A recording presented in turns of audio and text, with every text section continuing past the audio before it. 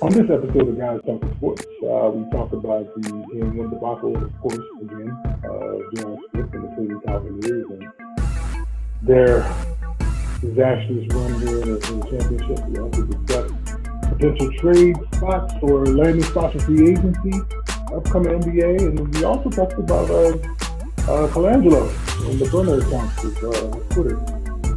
And we briefly touch on a few other things in the NFL. So come on in, give us a listen.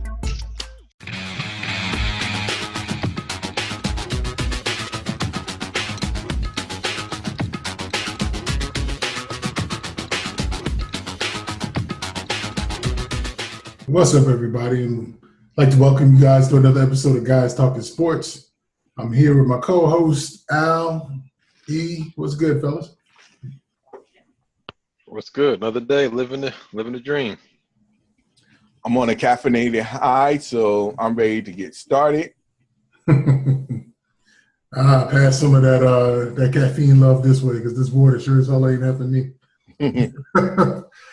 But anywho, I know I've been out on assignment the last 2 weeks doing.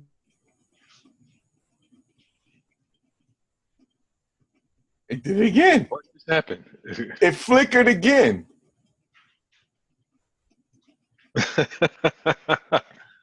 It flickered again. Like literally, it flickered again. Might see if you could change your audio to the computer or the video to computer. There you go.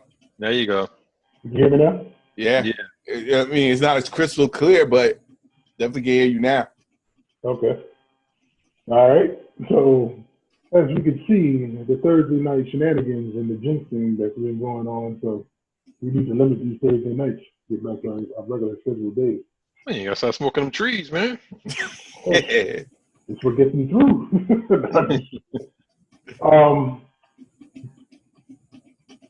Interesting. I'm still here with you guys, right? We can still hear you. Okay, excellent. So yes, I have been on assignment, traveling, doing all God knows graduation parties, graduating. It's been a hectic 2 weeks, but nonetheless, I'm back. I'm here to talk about some NBA finals, and I know I missed the initial game one recap. So I guess with my 2 cents, I guess I'll go ahead and say, J.R. Smith, how dare you? How dare you have such a blunder in such a critical situation, knowing that you needed to have the perfect storm in order to beat Golden State, and your little mishap, your little just take it right back up to the hole, get fouled, make a free throw, time would have expired, something. And I blame Ty Lue too, because he had a timeout and did nothing with it. But enough of that. Just this has been belittled and talked about for days. There's no need to rehash it. But I knew from that point where they played the perfect game that they needed to play to win the game, and it got taken from them, that the series is pretty much done. Yeah, we already said our piece about the first couple of games. I don't think there's no more to be said, at least from my end. I don't know about Earl, but I don't have nothing to say at this point. I will say kudos for Tyronn Lue finally putting Rodney Hood in the game, because that goes to show you that if you at least put some fresh faces in, see what they can do. That's pretty much all I got to say. I hope they give Rodney Hood more time. To be honest, take some time away from J.R. Smith. Maybe do something, redo things with Kyle Korver and put in Cedi Osman. Put in some other people that haven't gotten the time to run, see what they could do. Using the same squad over and over that's not really producing ain't going to really help anything. So that's just my take on it. I think the series is a wrap at this point. But we'll see how it plays out. You can never count out LeBron, like you guys said all the time. So, yeah, it disappointed me. I thought Game 3 was going to be the game that they were going to kind of, at least win. I thought they had a long shot at beating the squad. in the 7-game series, but I thought they would at least make it competitive, maybe do like 5, maybe push it to 6 if, they got game 3, maybe they can sneak game 4, maybe they can sneak one in the Oracle Arena. But, after last night when you had Steph and Clay having bad shooting nights and Steph couldn't hit anything. What was he, like 1 for 16 or something like that from 3-point land? I mean, just couldn't hit Jack Skimmity. But you got Katie in there dropping at 43 and hit the dagger 3, to kind of put the game up by like 6. And I mean, when you have him basically carrying a load, and truth be told, these games are not complete blowouts, except for game 2, where it got bad in the fourth quarter. Game 1 and game 3 have not been blowouts. It's been actually somewhat competitive. But, LeBron just doesn't have Kyrie. I'm going to put it right out there. He does not have Kyrie in there. And I know we had this conversation months ago about who got the better of the trade, whether it was Boston or whether it was Cleveland Cavaliers. Still over the long run, I believe Boston, because Cleveland needed Kyrie more than Boston needed Kyrie in its playoff run.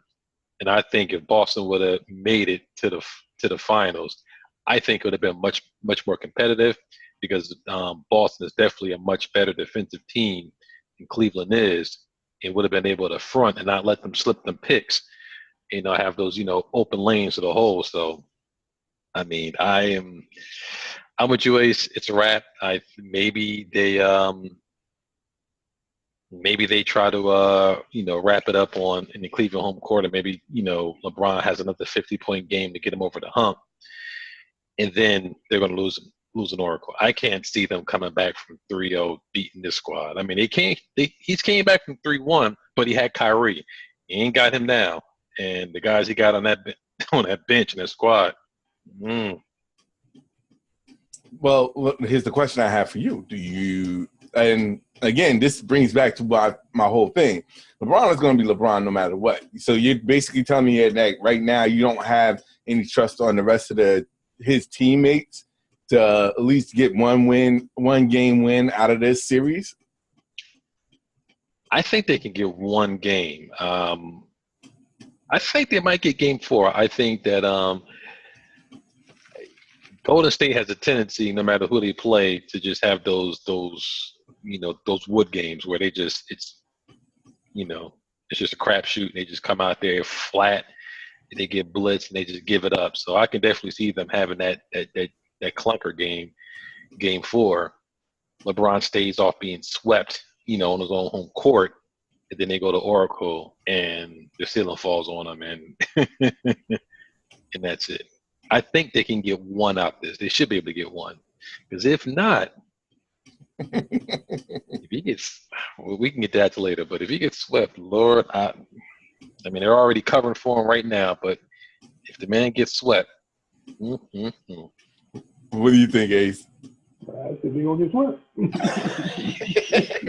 He has no faith. LeBron said it best today in his interview yesterday. He said that it's like playing the Patriots. You have to play a clean, efficient basketball game, minimal mistakes. Everything has to be perfect. They did that game 1. And one thing didn't happen to be perfect. And when that one miss up, sent the game to overtime, everything fell through. And from that point on, the series would be a lot different if it was 2-1 as opposed to 3-0. And LeBron, I don't know what more LeBron could do except for clone himself and put himself in every position and then possibly try to play the game. There's just no way. I mean, I would like to say that it's sad to say that his supporting cast when he went to his first NBA final against San Antonio was probably better than the supporting cast that he has now. And that's a toss-up. Man, at least he had a sidekick. I forget his old boy, the point guard. This is the best year he ever had. I forget his name. at the time. But I mean, he had a couple players, but that squad is better than this squad. I mean, I don't know. I just don't know. It's hard to explain. I mean, he willed them in the first round. He's just in Toronto's head in the second round. He did what he had to do with Boston in the third round. If Boston was a little bit more experienced, or like you said, had a Kyrie, they possibly would have ended the series with 6. Maybe not. I don't know.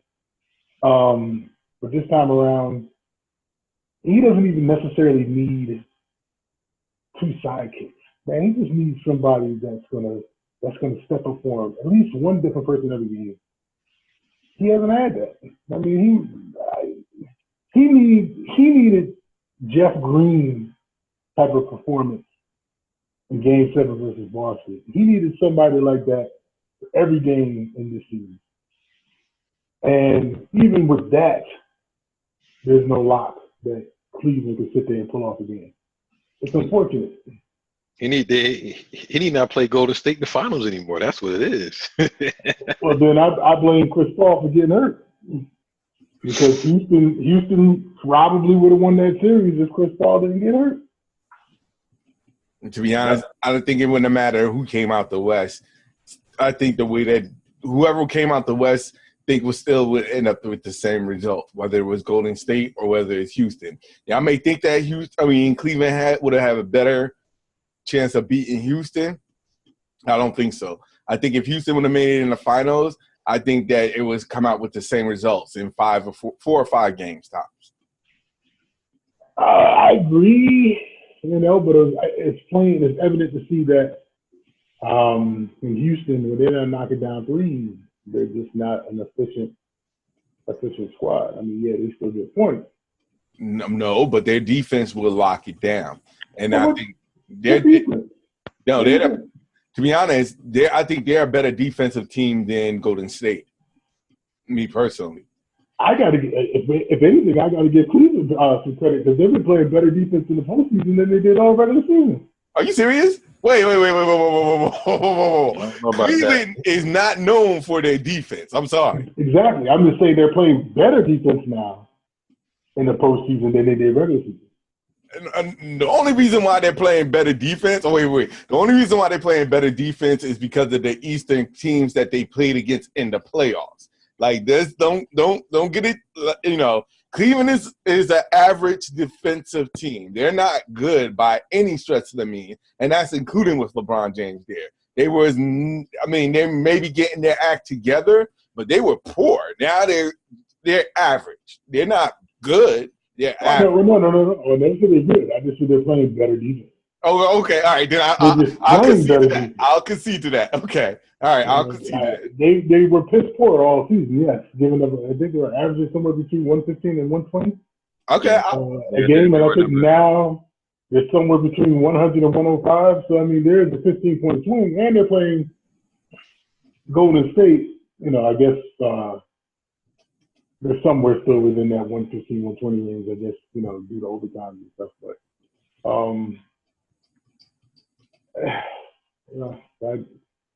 I feel sorry for Cleveland.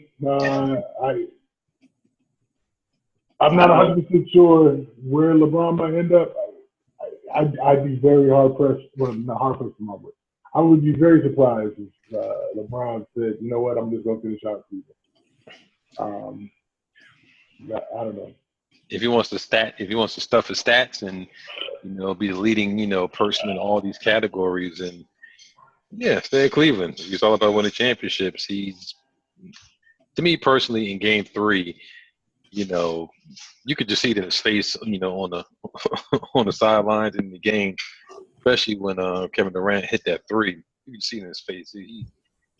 He had mentally checked out. He was done. He just knew in his heart of hearts that he couldn't beat them. The only thing he could hope for is not to get swept.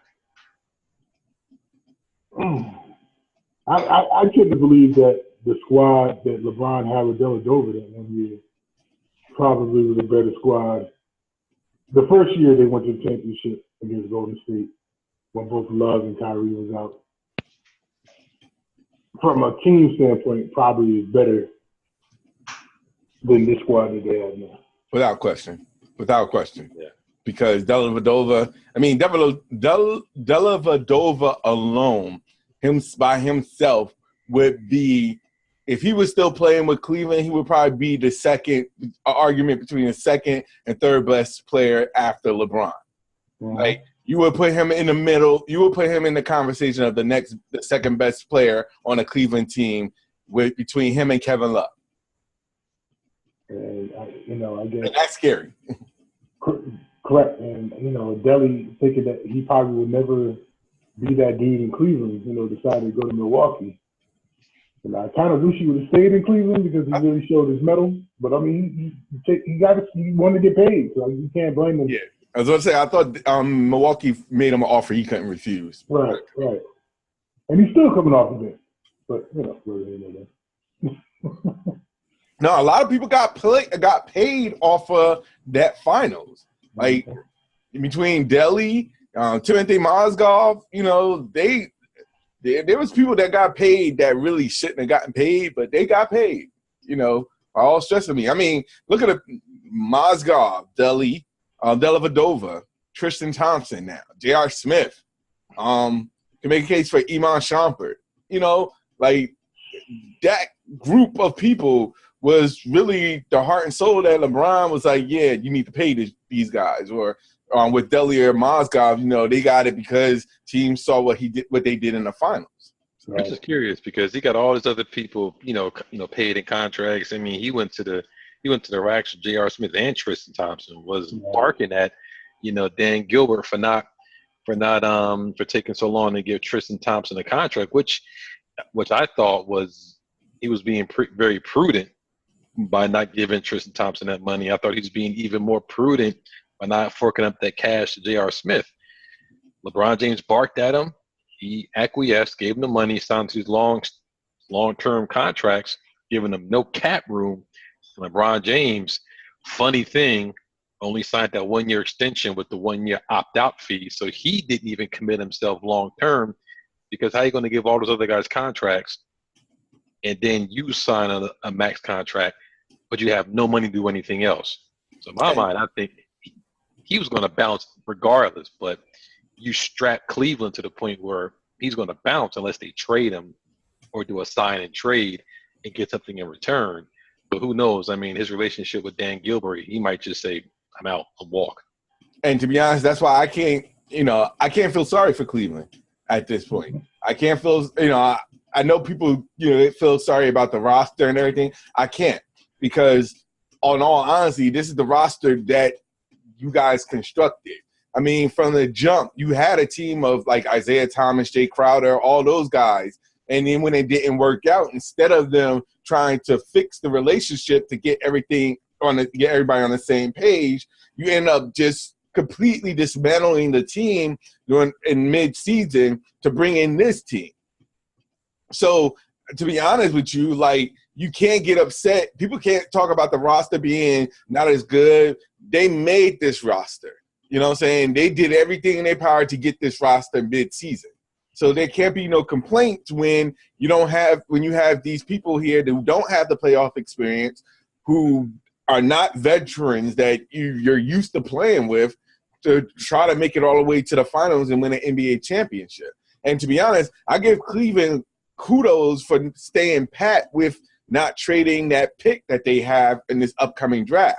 Because if they would have done that, they would have completely caved in to LeBron because they would have tried to do everything in their power to try to get another mega superstar on the team to try and get LeBron to stay. And you don't have no commitment in what he's going to do this offseason. All right, like I said, and we all talked about that, trade that pick. I said, unless he was committed to staying long-term, you keep the pick. Now, switching gears a little bit, not switching off of basketball, but 2 points. I know I shared an article with you guys. I know we had some discussion about Boston and their love affair with Anthony Davis and the possibilities of how the Celtics could land Anthony Davis, and that piece would be Kyrie. And also, I want to touch on the Chris Paul wanting a max contract, but then Houston also saying that they're trying to go max contract with Paul George. And I don't know how it's going to happen. I don't even know how it's possible, but you guys can pick and choose which one you want to touch on first. But I'm curious to hear what you feel about that. I don't know where you want to go. Either one of you just kind of chime in and give me your takes. I'm curious if Anthony Davis can he even pull that off with Anthony Davis? Does he actually want to leave where he's at? And that was my whole thing. Like, why would the New Orleans Pelicans trade Anthony Davis and get something in return? Unless the only way I could see that possibly happen in regards with Boston is if they give away a Kyrie Irving, a Jason Tatum, and maybe Al Horford or something to that extent. But why would that leave three players to get one All-Star? You're already giving up the All-Star for an All-Star. Because the Pelicans are saying we're not giving up Anthony Davis unless we get equal value. And for what they think Anthony Davis is as a mega star, a top 3, maybe 4 player in the league, they want something with just as much as value in return. And I just don't see the Pelicans saying Anthony anything outside of like 2 or 3 All-Stars and an up-and-coming superstar. I just don't see them making that move. Why would they? Make a trade for Anthony Davis unless they get in at least 2 All-Stars and an up-and-coming star. And I just don't see them making that type of move. And unless Anthony Davis is disgruntled in New Orleans, I just don't see them doing that. I see them making a big offer, an extension, doing everything in their power to keep Anthony Davis there. And to be honest, I haven't heard any grumblings for Anthony Davis to want to leave. Yeah, because that scenario you're asking for a straight up 1-to-1 Anthony Davis to Kyrie Irving, and if I'm the Pelicans, I wouldn't do it. Because you're not even really sure how DeMarcus Cousins is going to come back from his injury. 2, you give rid of. Let's say they do send Anthony Davis to Boston, and they get Kyrie Irving. Kyrie Irving is still iffy, and DeMarcus Cousins is still iffy. Now you're stuck. Yeah, and to be honest, I see them trading DeMarcus Cousins before they do Anthony Davis. Yeah, Anthony Davis not going anywhere. That's their star. That's the one that's bringing people to the seats. And especially since they traded for Mirotic and brought him in, and then they've been playing lights out ever since. So to be honest, that makes DeMarcus Cousins even more expendable. Now, whether they trade him or not, that's completely up to them. But if they do trade him, they could do a sign and trade or do some type of trade where it equals both teams. But I don't see them getting rid of Anthony Davis, not their number 1 star. Now, I could see a situation where maybe a trade for DeMarcus Cousins with a Kyrie and maybe some other ancillary players. Jason Tatum is not going anywhere. Jaylen Brown is not going anywhere. Al Horford is expendable if you can get DeMarcus Cousins, because now you got that bruiser enforcer down low to go into the East to battle up against Joel Embiid. And we saw Joel Embiid get slightly punked. Slightly punked by Al Horford in these playoffs. So I can see them trying to go after DeMarcus Cousins if they can see DeMarcus Cousins coming back. But then the Pelicans going to want to see what Kyrie has. So, like you said, anything's possible. It wouldn't shock me. Yeah, and I think this season is going to be a season of a lot of big trades and big free agents going to different teams. So what do you guys take on this Paul George to Houston? Chris Paul wants the max contract. Houston going hard after Paul George. I don't see it. The only way I see it is if they get rid of Ryan Anderson's contract. That's the only way. Until they get rid of Ryan Anderson's contract, they can't get a mega star to come there. And even if that was the case, the whole Chris Paul not asking for a max, if he asks for a max, it's going to be even more difficult for them to try and land like a LeBron James or a Paul George. I mean, I just don't see that happening. You know, unless they're in some type of they're in some talks, you know, having secret meetings to say, okay, I'll do this amount if you come down or whatever the case may be. The money is not there right now in Houston. I know Daryl Morey will pay the luxury tax to get whoever he can get, but I just don't see it feasible if they got Ryan Anderson's contract still there. Until they get rid of Ryan Anderson's contract, I just don't see nobody else coming there. Unless Chris Paul talks to his boy and be like, I take a little less, you take a little less, we coming together, but LeBron James already said no more discounts. And Chris Paul now saying no more discounts because he wants the max. So I'll be very interesting to see how they play it out, but I just don't it's not feasible right now. So hold up. So I guess that's why Philly can get the max, because they got so many young players. Exactly. But on their rookie contracts. Yeah, but they would have to almost gut their bench. Not really, because JJ Redick is on a 1-year contract, and he was like paid 20 mil for that 1 year. So they don't have to re-sign him, and they could get that money, use that money to get a max player there. So they don't really have to gut their bench. They could do a couple of things where they're not. And that's why Philly is now more an attractive situation, because you got 2 stars who are on rookie salaries at this point, which makes it easier for a megastar that want to come there. They don't really have to worry about finagling or getting rid of half of their team. No, but you're still going to have to get rid of some of that bench to get them there. And the question is what you're going to have left once they were to pull that off, because I saw the numbers, and like you said, JJ Redick might be a casualty of war. The 2 other people that they signed this offseason will be a casualty of war, and maybe a few other people, just to get up to the LeBron James super max contract based on his years. It's doable, but what team you're going to have left once you do it? Or better, let me phrase that, who you going to have there left once you do it? What the NBA needs to do is they need to get smart, like how MLB does, you know, with all these guaranteed contracts. You know, baseball, you know, teams will sign these players to these ridiculous 7-year, $200 whatever $1 million contracts, and then they'll realize that. Case in point, Hanley Ramirez. I think he still has 2 or 3 years left on his deal.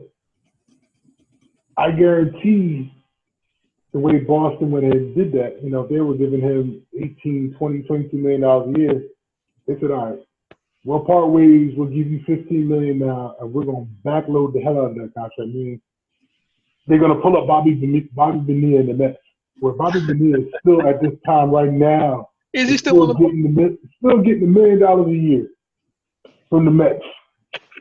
But I mean, to me, a team like Cleveland, that's the only way that things will make sense. Like, okay, we'll let you go. We'll give you X amount of dollars right now, but we're just going to backload a contract where we're just going to pay you on $1 million every year until that contract is up.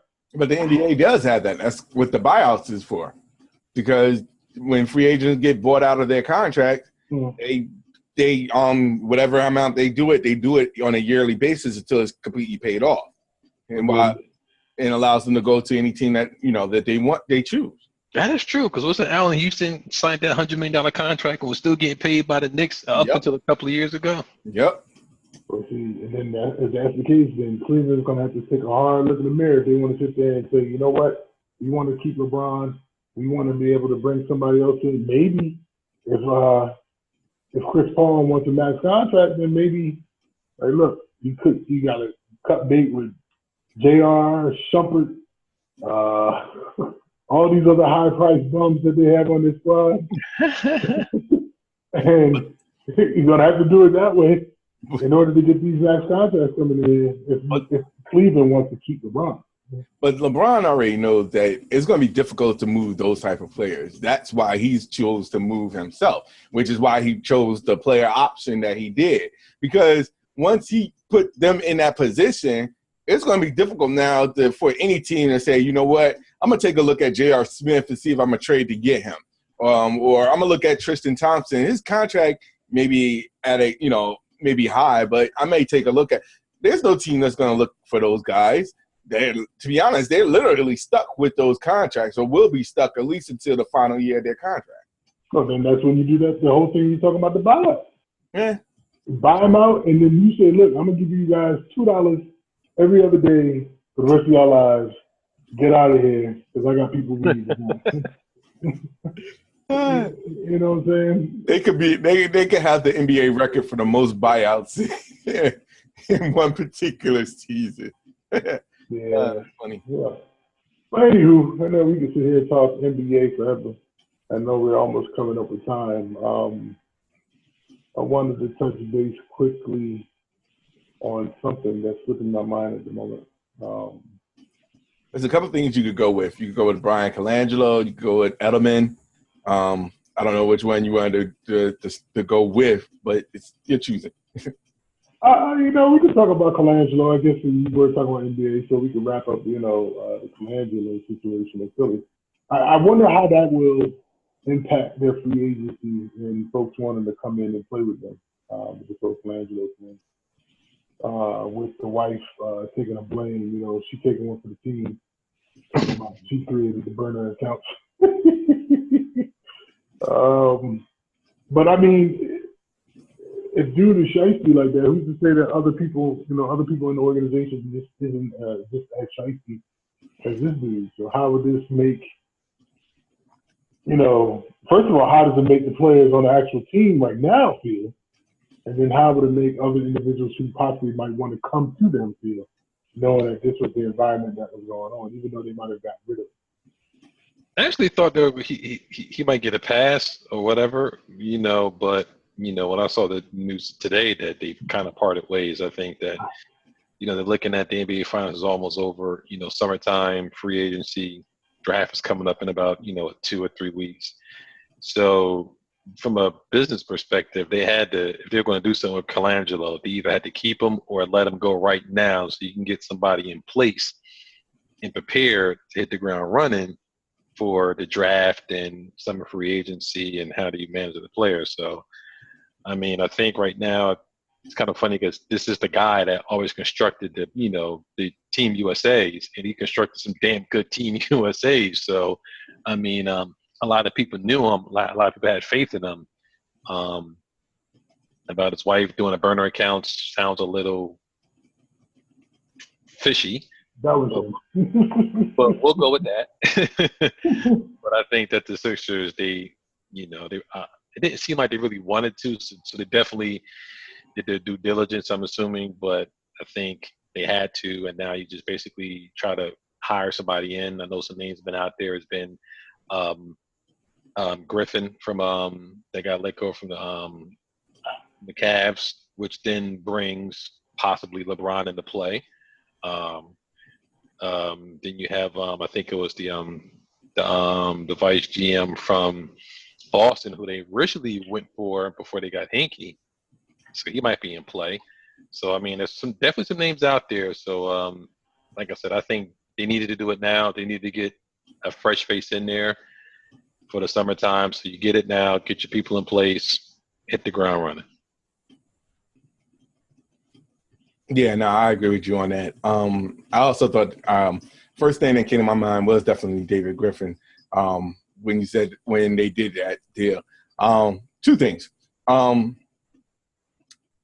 whole thing with the burner account, somebody has it in for Bryan Colangelo. He's still a great GM. He was a top executive for like 2 years in the NBA.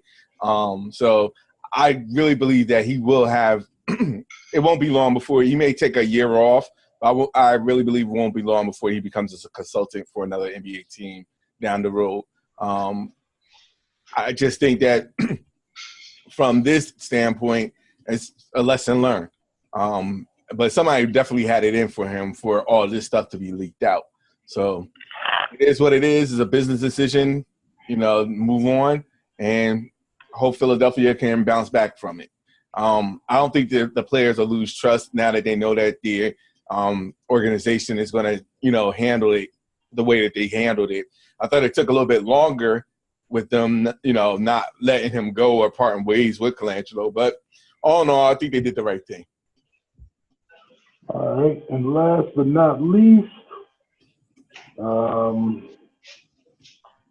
let me just make sure we are right. Oh yeah, Julian Edelman, wide receiver, New England Patriots, coming off that nasty injury. Popped for 4 games for PEDs. Will this hurt or slow down the Patriots' dominance in this upcoming NFL season? Nope. Unless the man himself is going to stay in the south of France throwing footballs to Grand Prix Auto players for in Monaco, then I say no. And that's funny. Everybody's at OTAs, and this guy is over there at a car race over in Monaco, tossing footballs to people or from one yacht to the next. How funny is that, tossing from one big yacht to a smaller yacht, tossing the football? And the man that won the race actually caught the ball. Hey, I guess when you're Tom Brady, Tom terrific. Captain America. You can do things like that. Yeah. This is not even going to be newsworthy by the time the season starts. I think there's going to be a lot of other things that's going to happen when the season starts that's going to overtake this. And it doesn't matter because at the end of the day, if it wasn't Tom Brady, then it doesn't slow down the Patriots. Hey, I agree. They got a lot more issues going on right about now than Edelman getting popped for 4 games, and they'll plug somebody else in, and the machine keeps rolling. Maybe they could go back and bring in Terrell Owens. Have him start crying. Oh man, the X, get Dex. Yes. I don't know. I don't know if he's smart enough to handle those complex routes. You see when Ocho Cinco went there, he looked like a deer in headlights. He didn't get it. He just couldn't get it. Talented wide receiver, just didn't get it.